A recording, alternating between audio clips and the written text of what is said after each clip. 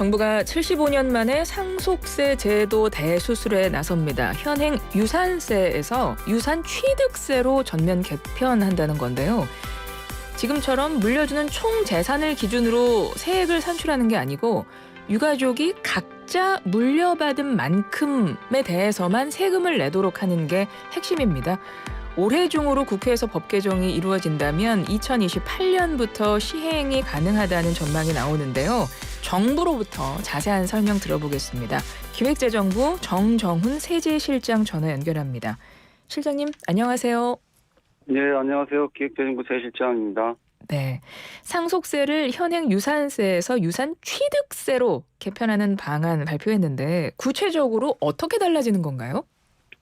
네, 방금 앵커님이 이제 설명하셨듯이 제일 큰 부분은 상속세는 이제 유산세와 유산취득세 두 가지가 있습니다. 그중에서 유산세는 사망자, 희상숙인의 전체 유산을 기준으로 동일한 세금을 내는 것이고요.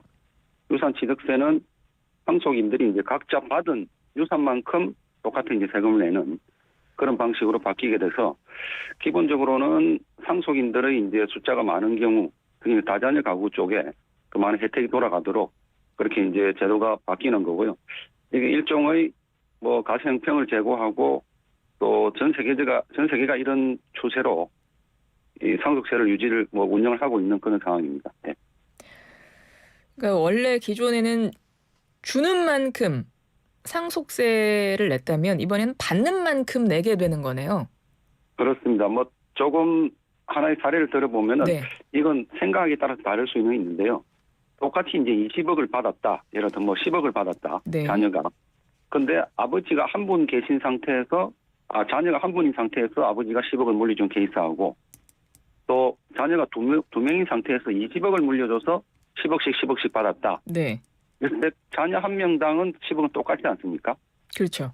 이때 자녀 기준으로 똑같은 세금을 내는 게 맞는 건지 아니면 그래도 A 케이스는 아버지가 10억이시고 B 케이스는 아버지가 20억이시니까 세금을 20억 케이스는 좀 더 내는 게 맞는지 그 부분에 대한 좀 정책 판단이고 가세 체계의 문제이고요.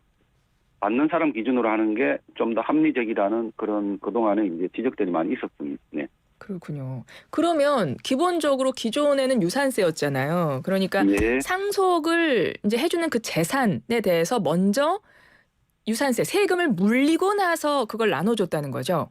그렇습니다. 예. 근데 지금은 먼저 나눠주고 나서 각자 자기가 받은 만큼 낸다는 거잖아요. 그렇습니다. 네. 그럼 기존의 유산세 방식은 아예 없어지는 건가요? 예, 없어집니다. 당연히 유산세에서 유산취득세로 변경이 되는 거니까 변경이 되는 각자 거군요. 받은 만큼만. 예. 그러면 개인마다 적용되는 인적 공제 항목 이런 것들도 좀 변화가 있죠.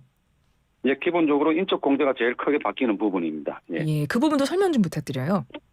예, 지금은 인적 공제가 이제 자녀가 받는 공제 부분이 있고, 네. 그다음에 이제 배우자가 받는 공제 부분이 있는데 두 가지가 조금씩 다 바뀝니다. 그 중에서 자녀 부분이 제일 크게 바뀌는데요. 현재는 자녀 1인당 5천만 원을 공제해주고 있습니다. 그리고 이제 기본적으로는 2억을 일률적으로 공제를 해주고, 네. 그다음 자녀 1인당 5천만 원을 공제하다 보니까 사실 금액이 크지는 않습니다. 근데 이 2천만 원 플러스 자녀 1인당 5천만 원 대신에 일괄적으로 5억을 공제할 수 있는 일괄 공제라는 제도가 있습니다. 예. 그러다 보니까 사실상 자녀가 5명, 6명 이렇게 넘어가지 않는 이상은 다 일괄 공제를 선택을 하고 있거든요. 네. 사실상 자녀 공제가 전혀 작동이 되지 않고 있습니다. 근데 이 일괄 공제나 기초 공제를 다 폐지를 하고요.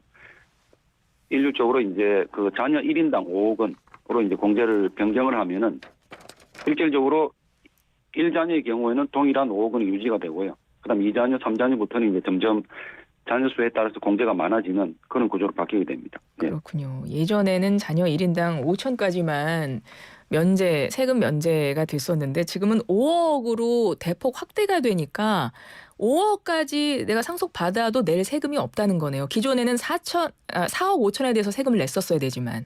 그런데 4억 5천에 낸 건 아닙니다. 방금 설명드렸듯이 네. 1인당 5천 플러스 기본 2억. 그러니까 기본 2억에 2억이 있군요. 1자녀면 2억 5천, 2자녀면 3억이 있었는데 네. 거기에 일괄 공제라는 게 있어가지고 자녀 공제를 받지 않고 그냥 5억은 무조건 빼줬습니다. 그래서 모든 가구에서 5억은 비과세를 받고 있었기 때문에 많은 분들이 이제 5천만 원에서 5억 올라가면 10배를 올린 거 아니냐 이렇게 이제 형식적으로는 맞는 말씀이지만 네, 네. 실질적으로는 일괄 공제 5억 원, 자녀 공제 5억 원 같은 수준이다. 다만 그렇군요. 다자녀의 경우에는 계속 추가로 받을 수 있으니까 거기에서 이제 혜택이 들어가는 것이고요. 1, 2자녀의 경우에는 사실 혜택이 크게 증가하는 부분은 없습니다. 그렇군요. 인적공제 들어가니 좀 복잡해지네요, 내용이. 네, 되게 복잡합니다. 배우자 공제도 굉장히 복잡한 내용인데 네. 배우자 공제는 지금은 또 배우자가 아까 일괄 공제 5억 원을 무조건 해주듯이 또 배우자가 생존에만 계시면은 또 5억 원을 무조건 해줍니다.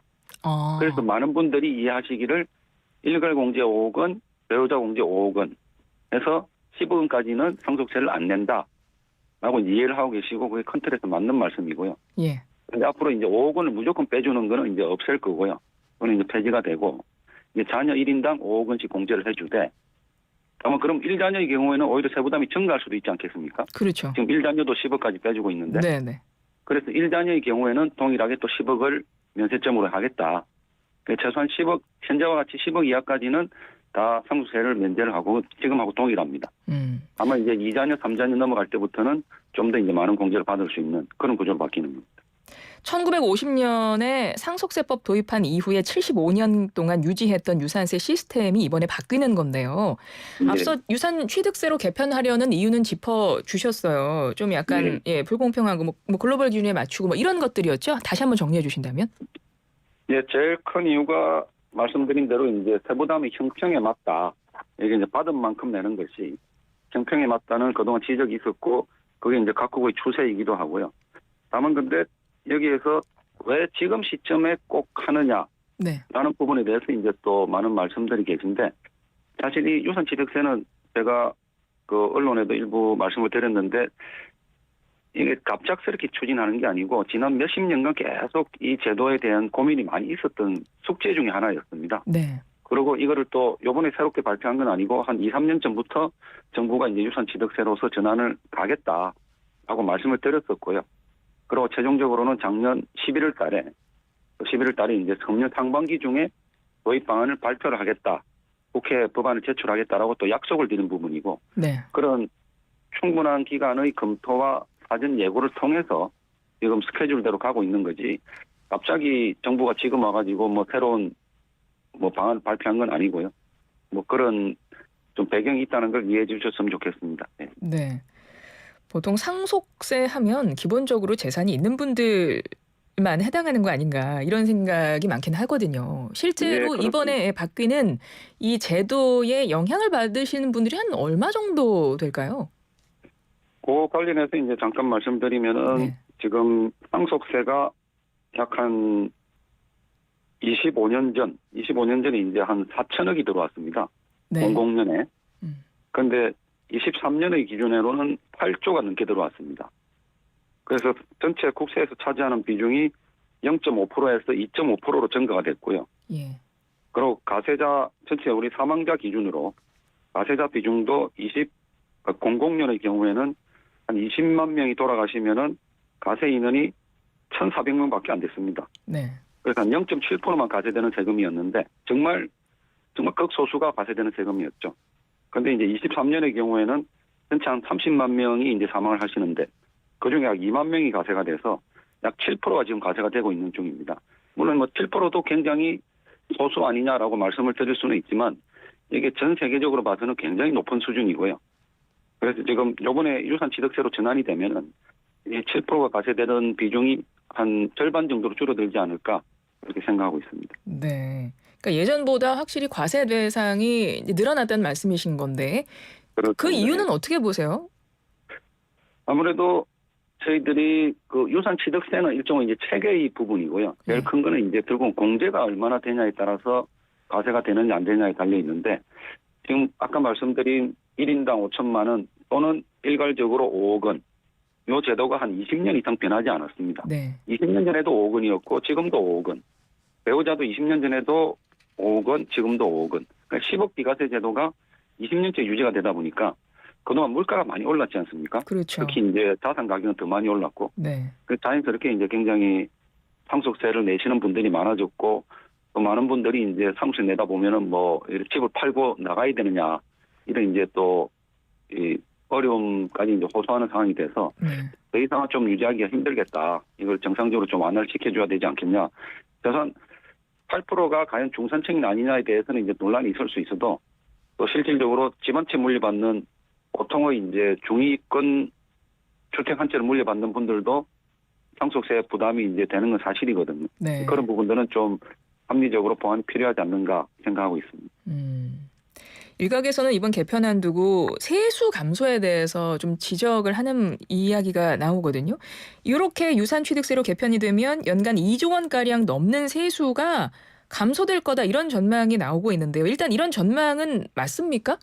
예, 뭐 저희들 정부가 공식적으로 말씀드린 숫자고요. 예, 2조 원 좀 넘게 아마 세수가 줄어들 거라고 생각을 합니다. 근데 그 정도 줄어들어도 괜찮을까요? 굉장히 정부로서는 뭐 송구스러운 말씀이지만 최근에 이 재정 상황이 어려운 상황에서 이 2조가 결코 작은 금액은 아닙니다. 저희들 국세가 한 350조 기준으로 보면은 전체에 차지하는 비중은 크지 않다고 볼 수 있어도 또 다른 부분에서 2조를 정치하는 게 그렇게 또 쉬운 일은 아니거든요. 그래서 2조가 작은 금액은 아닌데 다만 지금 국회에서도 보면은 여당도 그렇고 야당도 그렇고 다 우리 유산취득세 개편 말고 또 인적공제, 뭐 일괄공제, 배우자공제를 올리자는 논의가 많이 있습니다. 거기 그 개편안에 따르더라도 또 한 1조, 2조가 이제 줄어드는 부분인데요. 그건 아마 이 일반 국민들도 그렇고 국회도 그렇고 정부도 그렇고 세수가 굉장히 어려운 상황이지만 그렇다 해가지고 세수 때문에 필요한 정책을 안 해서는 안 되지 않겠습니까? 네. 이 부분은 이제 저희들이 또 다른 부분으로 또 노력을 하고 상속세는 좀 정상화시켜야 되지 않는가 그렇게 생각하고 있습니다. 앞서도 말씀하셨지만 이제 물가도 오르고 부동산 자산도 많이 올라서 그러니까 만약에 상속세를 내야 되는 입장이 돼도 현금이 없기 때문에 그 자산을 처분해서 상속세 내는 뭐 이런 경우도 있었기 때문에 이제 그 부분도 아까 짚어주셨던 것 같긴 한데 그럼에도 어쨌든 일부의 분들만 이 과세 대상이 되다 보니 결국 부자 감세 아니냐 이런 지적도 있는 것 같아요. 뭐 어떤 입장이십니까? 아까도 말씀드렸듯이 지금 상속세 내시는 이제 가구의 비중이 약 한 7%가 되는데 예.